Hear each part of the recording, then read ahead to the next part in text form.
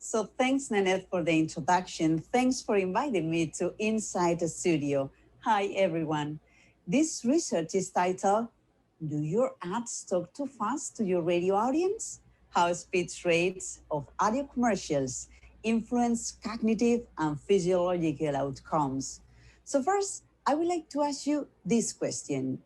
Do you think that radio commercials talk too fast? Okay, don't answer me. Just listen to these ads in 4 different languages: French, German, Spanish, and English. Avec le soutien du Fonds social européen, la région de Bruxelles-Capitale et la COCOF. Vorsicht, ein liegen gebliebener LKW auf der A2 Braunschweig Richtung Hannover im Kreuz Braunschweig Nord. Línea Directa quiere decirte algo muy importante. Seguimos revolucionando el mundo del automóvil, porque si el hueco para poner las bebidas es súper útil, esto está mejor. Now you don't have to make a claim to find out what your insurance company is really like. What do you think? Fast, right? Notice that they are different languages, but the style is pretty similar. So concerned about this problem, we decided to conduct an online survey with 200 participants to know how people consider radio ads. So we asked the same question to these participants. Do you consider that radio ads are slow or fast? And this was the answer. The average was almost 6. Therefore, they considered the speech rate of commercials very fast. We also asked if they considered that these commercials were adequate for comprehension. And here we have the answer. The average was 3, meaning that they don't consider ads very adequate. So as you can understand, we have a problem here. And this is the reason why we conduct this research. Our research question was if this fast speech rate could affect the listener's information processing. And our goal was to compare commercials delivered at different speech rates to analyze the influence in the listener's cognitive processing. So the first thing that we did was to select some ads from a pool of the Radio Mercury Awards. We looked for simple commercials delivered with one voice.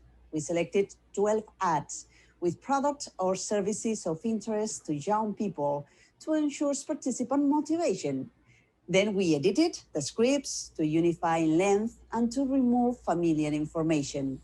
For example, we removed the brand's name. We couldn't use, for example, Coca-Cola. It is a very well-known brand, very easy to remember. So we used invented brands. Once we have all the scripts, a male professional broadcaster recorded these 12 ads. The idea was to have the same voice and style for all the commercials. So here we have an example. If you have problems in mathematics, Potter's Learning Center can help. Our certified teachers are ready to help you to conquer your fears of arithmetic, statistics, and more. Choose from sessions after university on weekday evenings or Saturdays. We guarantee that you will receive the most effective one-on-one tutoring that money can buy. Meet the teacher in your desired subject area by calling 558-647-8548, Potter's Learning Center. So this professional broadcaster recorded 4 radio commercials at a rate of 160 words per minute. Call Luca at 349-569-8232. 4 at 180 words per minute. Thousands of Star Wars collectibles available at competitive prices. Millennium. And 4 at 200. Paid for by Friends of the Sunshine Conservation District. Then we selected a sample to listen to these ads. The sample was formed by 51 participants. The age average was 25 years old, balanced in gender, 29 women and 22 men. We measure these variables: effectiveness and adequacy, valence, tension, arousal, and memory. Each participant listened to all these 12 commercials. Once the subjects listened to an ad, they had to rate how effective and adequate was in different 5-point scales. In the effectiveness scale, participants had to rate how dynamic, persuasive, clear, natural, and pleasant the ad was. In the adequacy scale, participants have to evaluate how credible, comprehensible, correct, and appropriate it was. Also, in the SUM scale, they have to rate how positive, negative, and arousal was this commercial. So while participants were listening to these ads, we were measuring heart rate to index the level of attention using an electrocardiogram and electrodermal activity to index physiological arousal.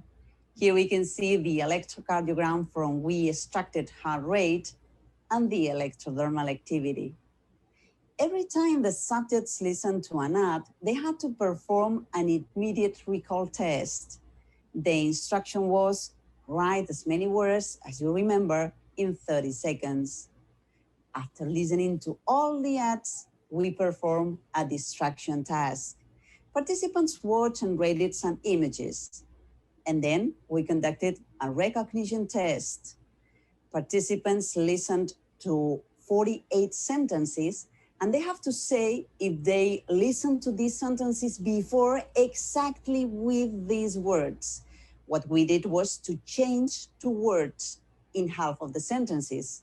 So here you have an example. If you have problems in mathematics, Potter's Learning Center can help.